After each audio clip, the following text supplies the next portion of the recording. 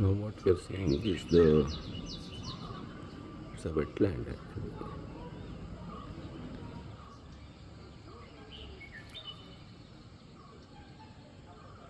And one of the hidden benefit of this wetland is it releases moisture into the air.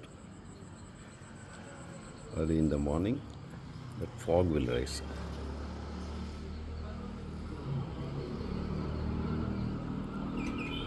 Surrounding areas get a dose of moisture, dewdrops, moisture. So, wetlands, apart from protecting groundwater, they also release moisture into the air every day like a air conditioner. So, protecting wetlands in these cities and growing towns is important. If all that is filled up with construction, that surrounding area loses the benefit of that fog, daily fog, that moisture arising out of that wetland.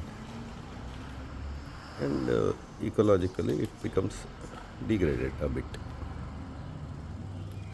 So, wetland protection in these towns and cities is important.